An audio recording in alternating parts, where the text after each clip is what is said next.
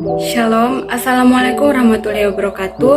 Perkenalkan, nama saya Rini Kesyenjelita Enok dari kelas A5 Keperawatan semester 2 dengan NIM 2214201148, mahasiswa Universitas Pembangunan Indonesia Manado.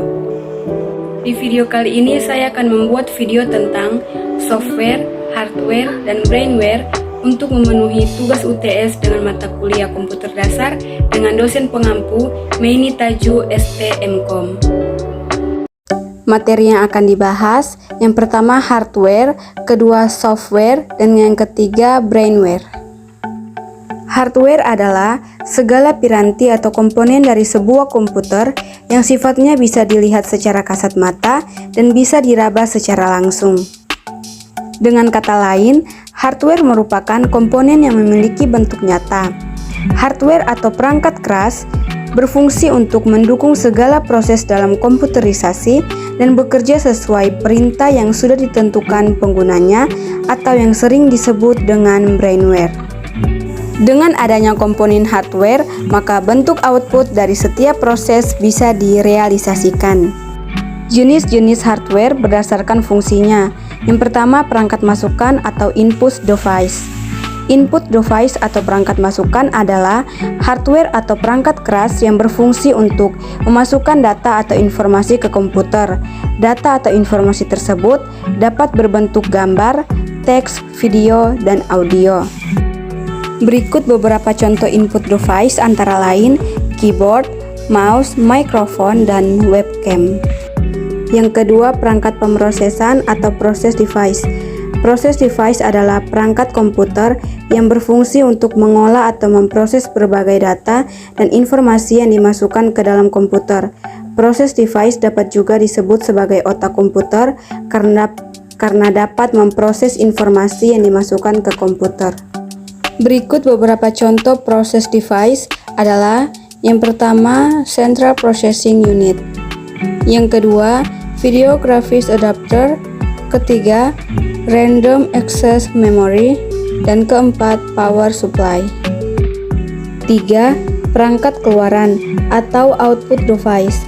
Output device adalah perangkat dalam komputer yang berfungsi untuk menampung dan menghasilkan data-data di dalam komputer yang kemudian dikeluarkan melalui perangkat lain yang terhubung ke komputer. Misalnya informasi atau data yang dikeluarkan dalam bentuk gambar, teks, video, dan audio. Beberapa hardware dalam output device tersebut diantaranya monitor komputer, printer, dan proyektor. 4. Perangkat penyimpanan. Perangkat penyimpan adalah hardware yang dapat menyimpan informasi dan data, baik perangkat di dalam komputer maupun di luar komputer. Salah satu contoh perangkat penyimpan adalah hard disk, yang berfungsi sebagai alat penyimpanan data di dalam komputer. 5. Perangkat tambahan atau peripher. Peripher merupakan hardware yang berfungsi membantu komputer dalam menjalankan perintah dari pengguna. Modem adalah salah satu contoh perangkat tambahan pada komputer yang berfungsi menghubungkan perangkat komputer dengan jaringan internet. Pembahasan yang kedua, software. Software adalah suatu bagian dari sistem komputer yang tidak memiliki wujud fisik dan tidak terlihat karena merupakan sekumpulan data elektronik yang disimpan dan diatur oleh komputer berupa program yang dapat menjalankan suatu perintah. Software dan beberapa fungsinya. Yang pertama, menyediakan fungsi dasar dari sebuah komputer sehingga dapat dioperasikan. Misalnya ketersediaan sistem operasi dan sistem pendukung pada komputer. Yang kedua, mengatur setiap hardware yang ada pada komputer sehingga dapat bekerja secara simultan. Yang ketiga, menjadi penghubung antara beberapa perangkat lunak lainnya dengan hardware yang ada pada komputer. Keempat, perangkat lunak juga berfungsi sebagai penerjemah suatu perintah software lainnya ke dalam bahasa mesin, sehingga dapat dimengerti oleh hardware.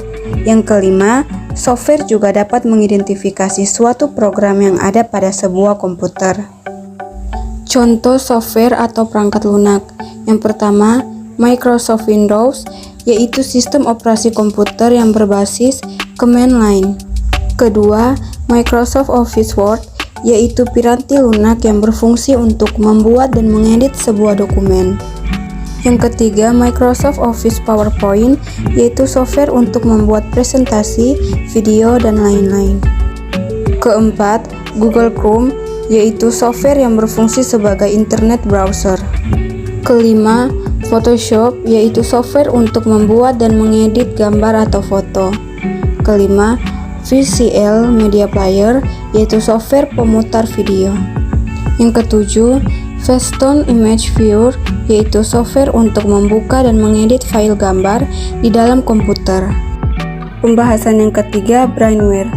Brainware adalah orang yang menggunakan atau mengoperasikan sebuah perangkat komputer, sedangkan beberapa contoh brainware adalah programmer, nether, dan para pengguna komputer lainnya. Brainware sering juga disebut sebagai perangkat intelektual yang memakai dan menjelajahi kemampuan hardware perangkat keras ataupun software perangkat lunak. Fungsi hardware secara umum. Yang pertama, menerima input. Hardware tertentu memiliki fungsi khusus untuk menerima input yang dilakukan oleh user. Masukan tersebut nantinya akan diproses menjadi informasi baru. 2. Mengolah data atau informasi. Setelah menerima masukan atau input, beberapa hardware memiliki fungsi khusus untuk mengolah atau memproses input tersebut menjadi informasi baru. 3. Memberikan output. Setelah diproses, hardware tertentu akan memberikan output atau keluaran kepada user. Setiap output yang dilihat oleh user akan ditampilkan melalui hardware khusus. 4. Menyimpan data atau informasi. Output yang dihasilkan oleh komputer dapat disimpan dalam perangkat penyimpanan sekunder pada komputer. Hardware untuk menyimpan data tidak hanya terpasang di dalam komputer, namun ada juga hardware yang dipasang di luar.